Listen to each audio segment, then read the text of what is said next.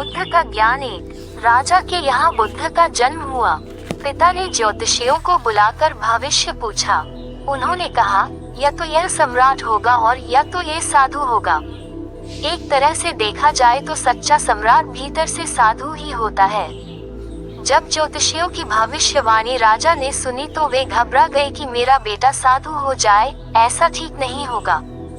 राजा ने पूछा, कोई उपाय बताएं, क्योंकि मैं चाहता हूँ कि राजा का पुत्र राजा ही बने। ज्योतिषियों ने मैं कहा कि इसका लालन पालन व पूरा जीवन बड़ी सावधानी में बिताना होगा। अर्थात आपका पुत्र सिद्धार्थ कभी किसी बूढ़े व्यक्ति को न देखे, कभी किसी बीमार व्यक्ति को न देखे और कभी किसी मरे हुए व्यक्ति को न देखे। जब तक ऐसा होगा तब तक वे राजा ही बने रहेंगे। अगर ऐसा नहीं हुआ तो वे साधु बन जाएंगे। राजा शुद्धोधन ने अपने पुत्र सिद्धार्थ के लिए बढ़िया से बढ़िया, बड़े बड़े महल, अच्छे से अच्छा भोजन, दास दासियां और खाने पीने के सामान आदि वस्तुओं के ढेर लगा दिए। पिता ने पुत्र को सुख सुविधाओं में इतना उलझा दिया कि उसे बाहर का संसार याद ही नहीं आया। शुद्धोधन ने समझ लिया कि अब इतने सुखों के आगे साधु बनने का प्रश्न ही उपस्थित नहीं होता। वे निश्चिंत हो गए।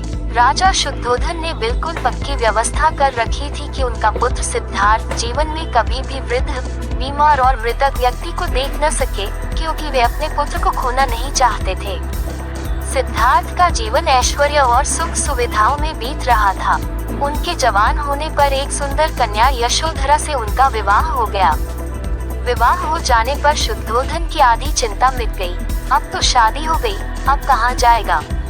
अब तो मेरा पुत्र बंधन में बंध गया है, अब उसके कहीं जाने का सवाल ही नहीं उठता। 1 वर्ष बाद बेटे का भी जन्म हो गया। उसका नाम राहुल रखा गया।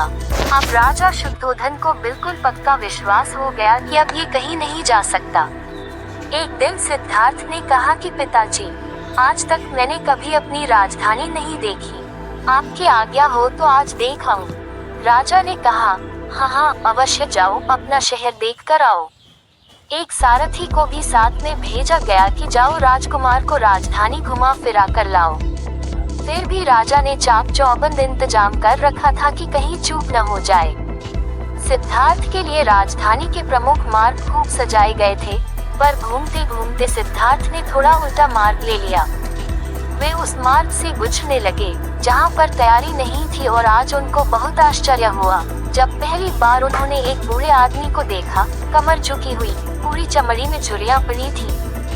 वह परेशानी और दुख से बेहाल था। उसकी चाल बहुत धीमी थी। बूढ़े की झुकी हुई कमर को देखकर सिद्धार्थ को एक झटका लगा और सारथी से उन्होंने पूछा, क्या एक दिन में भी बूढ़ा हो जाऊंगा? सारथी ने कहा, हाँ राजकुमार, हर व्यक्ति के जीवन में 3 अवस्थाएं आती है, बचपन, जवानी और बुढ़ापा। एक दिन तुम भी बुढ़ापे की अवस्था में जाओगे। हे राजकुमार, ये संसार का नियम है। चाहे गरीब हो या अमीर, सबका शरीर शिथिल अर्थात बूढ़ा होता है। साइन करेक्ट पड़ी का तुम?